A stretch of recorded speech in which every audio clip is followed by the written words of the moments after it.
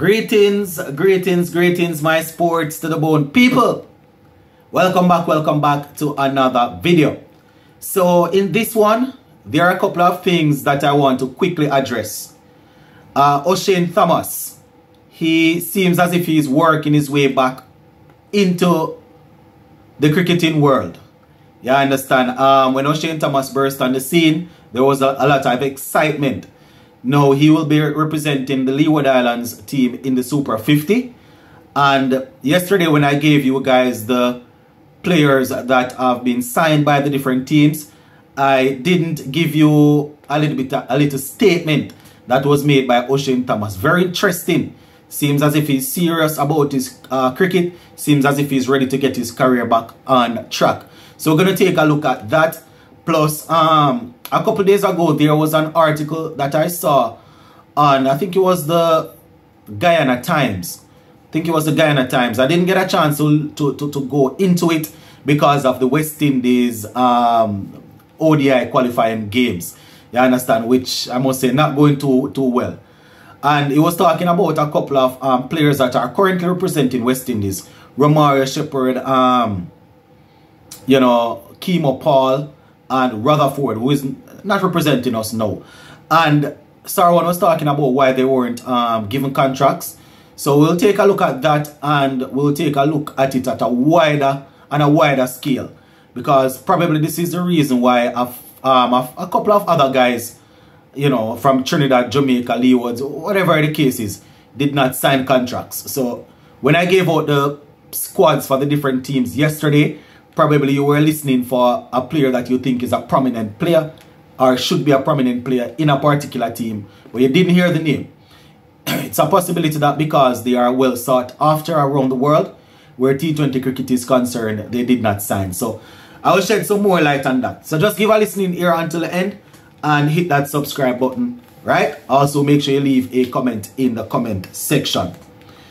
So first things first with Oshane Thomas, taking this one straight from the West Indies website. And as I said, they gave they gave the squads for the different teams. And Oshane Thomas, who is now 26, he was drafted in by the Leeward Islands team. Right? We know Oshane Thomas hasn't represented West Indies in quite some time. So this is what Thomas had to say, and I quote, "I am happy to get the opportunity. I am really looking forward to join the franchise and being part of the unit." Right? Man says happy and he is really looking forward to join the unit. He went on to say, "I see it as a new start. I see it as a new start. A chance for me to work my way up to international cricket. I see it as a new start, a chance for me to work my way up to international cricket." I see quite a few of our fans, West Indies fans, calling for Oshane Thomas to be thrown back into the team now. But the good thing is, the man is not stuck in his own head and thinking that he should be in the international team right away. This is him basically saying that without saying it. He's saying that, "I see this as a new start, a chance for me to work my way back up to international cricket." So that is him admitting that, listen, he's not at the level to be playing international cricket right now. He's not at the level to be selected right now. Not saying it can't happen or it won't happen. The man is saying he's not at that level. It's a chance. Getting selected by Leeward Islands right now is a chance to work himself back up the ladder. It's a chance to show that the pace is still there. The skill is still there, so that they can pick him up. Right? So he can get a chance again at the international level. Right? He went on to say, "I still have a dream of playing test cricket for the West Indies, and the red ball season will be crucial. I still have a dream to play red ball cricket, to play test cricket for West Indies, and the red ball season will be crucial. I am also keen to play the other formats, but first I have to do it for Leeward Island Hurricanes and then make that step back to international cricket." So he's talking what we want to hear. He still wants to play test cricket, and in my opinion, that is the best way to get his career back on track. Play some red ball cricket. That is going to help him with his fitness. That is going to help him to bowl, to work on his skills. Right? International cricket is never waiting. It's always moving. So the fact that he has been out of international cricket for a little while, he's basically playing catch up. He's no longer 21, 22. He's 26 now. Right? Still a reasonably good age to play some test cricket. Fast bowlers don't usually go up to 38, 39 unless you're Jimmy Anderson and Stuart Broad, right? But usually by 33, 34, most of them, they start losing pace and things not working too well. So 26, he still has a lot of time. So he's saying the right things in the sense, as it relates to wanting to play test cricket. He's saying the right things. And in my opinion, playing test cricket is the way to earn him, to get his career back on track. As I said, it's going to improve his fitness. It's going to improve everything. It's going to improve the way in which he bowl. You understand? The repetitions is good. And if he wants to play T20 and ODI cricket, you know, there are a few things that the last time we saw he was struggling with. You know, wide ball, no balls.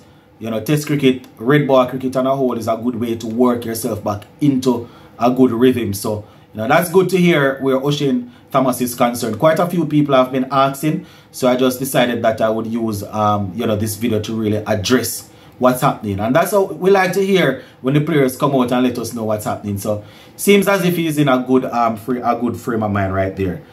So those who have been asking why is he not in the West Indies squad, you hear it from the man himself, basically saying he needs to work his way back up there. So he's not feeling as if they are obligated to him or anything. You understand? So good to hear. Now before we go, in the same Super 50 teams that I spoke about yesterday, you would have noticed that a couple of players, key players for teams, did not get any mention. You understand? As I said, I saw it on the Guyana Times a couple days ago where they were talking about, I think it was Sarwan that did the interview. So they were reporting on what Sarwan said. You know, the guys like Rutherford, Romario Shepherd and Kemo Paul, according to Sarwan, they don't know when these guys are going to go off around the world to play T20 cricket. So they figured, after speaking with the guys, they figured it would be a good idea to pay these players based on pay. So they would get pay per play. You understand? So based on their availability when they play, they would be paid based on that. So that is what Sarwan had to say.